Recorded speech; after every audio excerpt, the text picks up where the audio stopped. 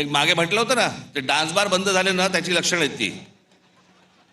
तिकडे ते बंद झालं, इथे मोबाईलवर सुरू झालं.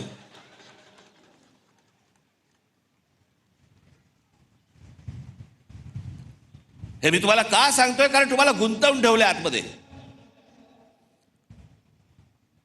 तुम्हाला ह्या सगळ्या करमणुकी आणि या सगळ्या गोष्टींमध्ये गुंतवून ठेवायचं आणि सरकारला तुम्ही प्रश्न नाही विचारायचे. सरकारला तुम्ही प्रश्नच विचारता कामा नयेत. तुम्ही इतके अडकून आतमध्ये गेले पाहिजेत की त्या गोष्टींचा विचारही तुम्ही मनामध्ये आणता कामा नये. याच्यासाठीच हे डिझाईन आहे.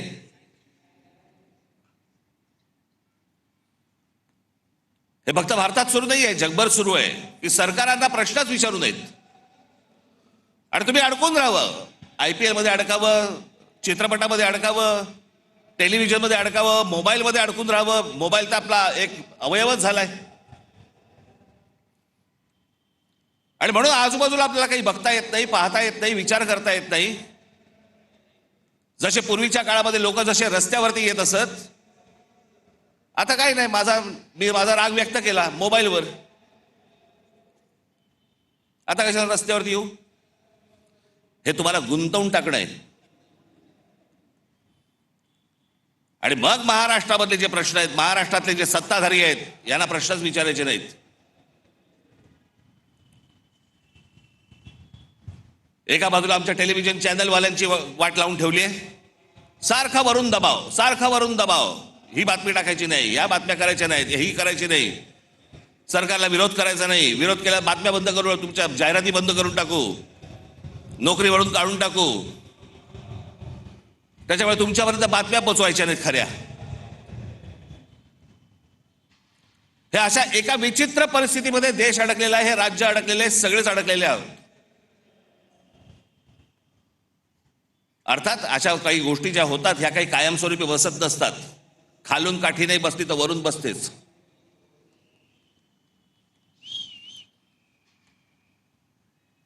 पण ह्या सतत गोष्टी मी तुम्हाला सतत का सांगतोय, ह्या डोक्यात ठेवल्या पाहिजेत तुम्ही.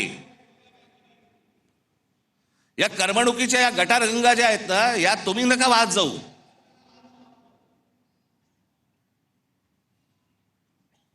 उद्या काय आपल्या आजूबाजूला निघून गेलंय ना, कळणार पण नाही, थांग पत्ता पण लागणार नाही तुम्हाला. कारण आम्ही अडकले मोबाईलमध्ये.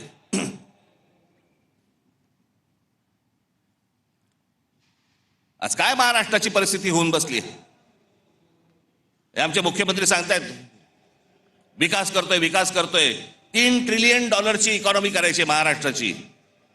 11 लाख कोटीचं कर्ज आहे महाराष्ट्रावरती. 11 लाख कोटी. पृथ्वीराज चव्हाण ज्यावेळेला मुख्यमंत्री होते त्यावेळेला 2 लाख कोटीचं कर्ज होतं. त्याच्यानंतर हे 2014 ते 2026 मध्ये हे सगळं कर्ज 11 लाख कोटीवरती गेलं.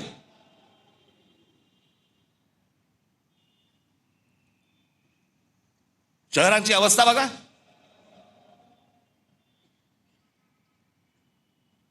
पिझ्झा मागवला तर 10 मिनिटात येतो,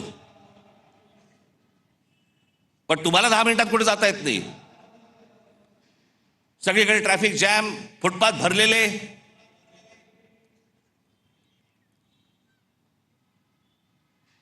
काय आयुष्य नावाची काय गोष्ट असते की नाही एखाद्याच्या? तुमच्या मनात येते की नाही की माझं काय आयुष्य आहे?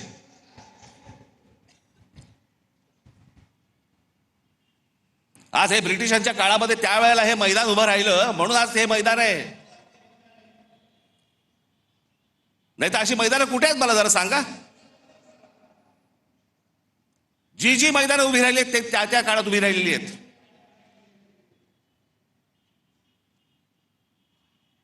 आपण काय मुलांसाठी काय करतो आहोत?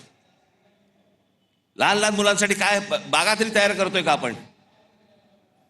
त्या बागा बघितल्यानंतर तिकडे जावंसं तरी वाटतंय का?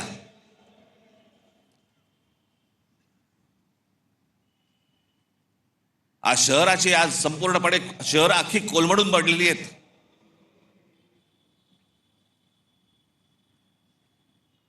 मी मध्यंतरीच मुख्यमंत्र्यांना भेटलो, उपमुख्यमंत्र्यांनाही भेटलो. या शहरांचा ट्रॅफिकचा प्रश्न, गाड्या, उद्या मी तुम्हाला सांगतो अशी जर परिस्थिती जर अजून 1 5-10 वर्ष राहिली ना, घरातनं निघाल आणि तिकडेच असाल.